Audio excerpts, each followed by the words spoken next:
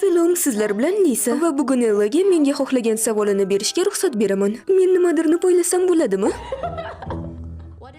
Sahnadagi Lisa va sahna ortidagi Lalisaning eng katta farqi nimada? Sahnada hammasi yuqorida bo'lishi shart va bunda Lisa ijrochi. Men odamlar xursand bo'layotganini ko'rishni xohlayman. Ular turishadi va men bilan raqsga tushishadi. Bilasizmi, men ularni ishontiraman. Bu xuddi turamiz va raqsga tushamiz. Sahna tashqarisida men juda xotirjamman. Uyda qolaman, Netflix tomosha qilaman. Mushugim va kuchugim bilan vaqtimni o'tkazaman.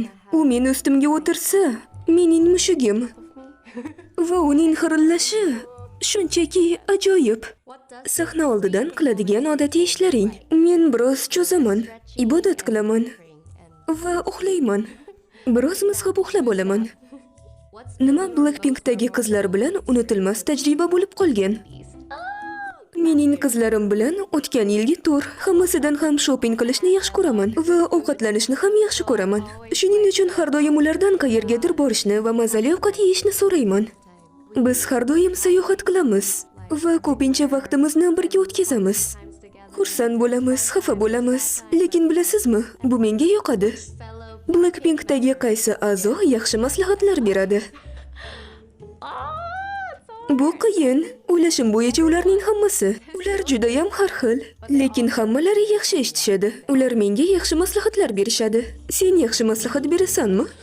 Bunday deb o'ylamayman.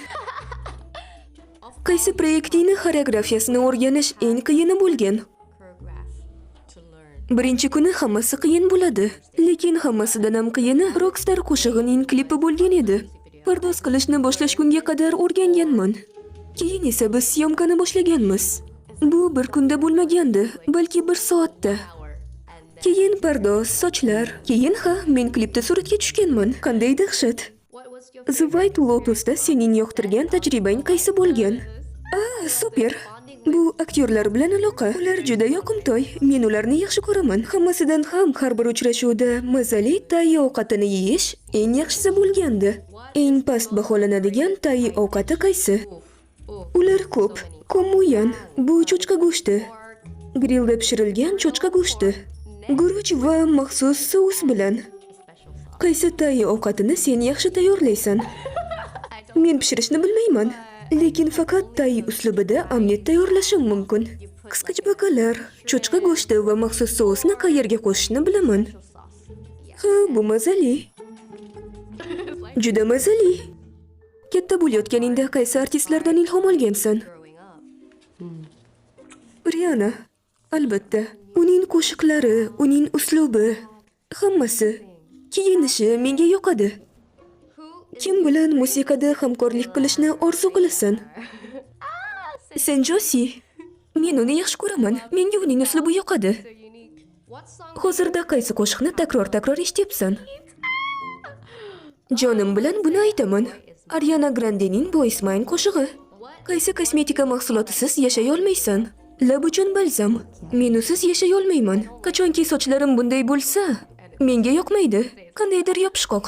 Shuning uchun lab uchun balzam. Oxirgi marta qaysi serialni to'xtatmasdan ko'rding? Ajdar uyining birinchi mavsumi. Men yashilmanmi yoki qora jamodami? Men bilmayman. Men bilan va Ella bilan vaqtingizni o'tkazganingiz uchun rahmat. Albatta, Elladagi sentyabr jildimni ko'ring. Xayr.